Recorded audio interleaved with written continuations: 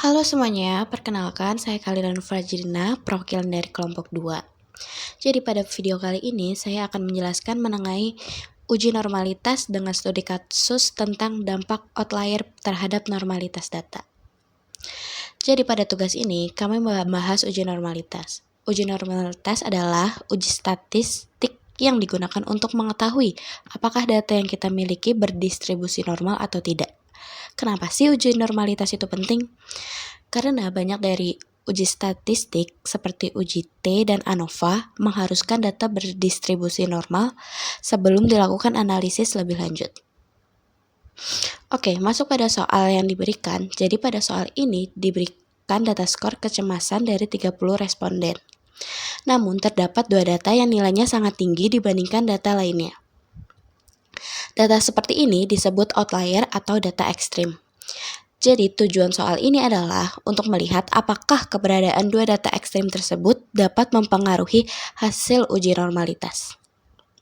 Selanjutnya, tujuan dari analisis ini adalah untuk mengetahui apakah dua skor kecemasan yang sangat tinggi dapat menyebabkan distribusi data menjadi tidak normal.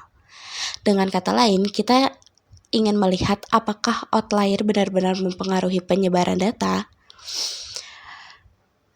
Masuk ke data ini SPSS-nya, dari data yang diberikan, sebagian besar skor kecemasan berada pada rentang 44 sampai 55. Namun terdapat dua nilai yang jauh lebih tinggi yaitu 95 dan 98.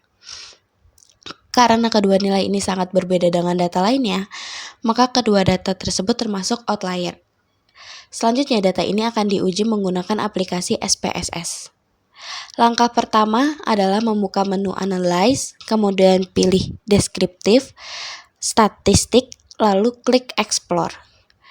Menu Explore digunakan untuk melihat statistik deskriptif sekaligus melakukan uji normalitas.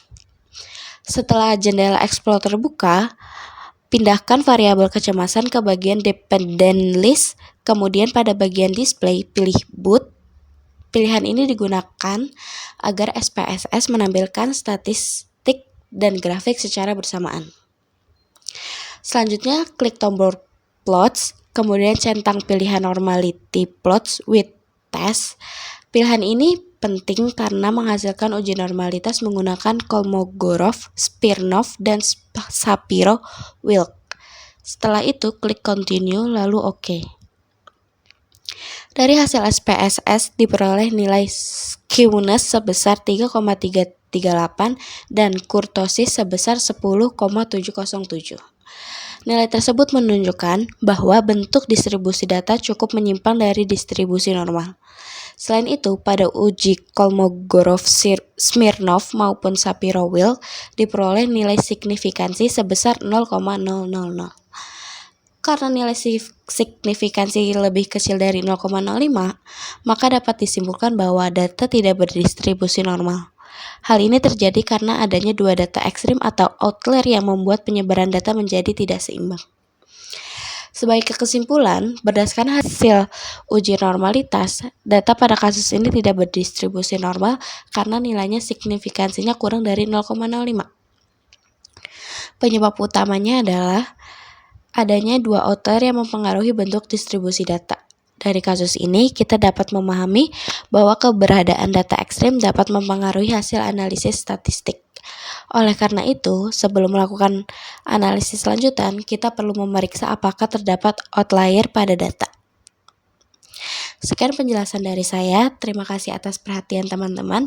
Semoga penjelasan ini dapat membantu memahami materi mengenai uji normalitas dan pengaruh outlier terhadap distribusi data.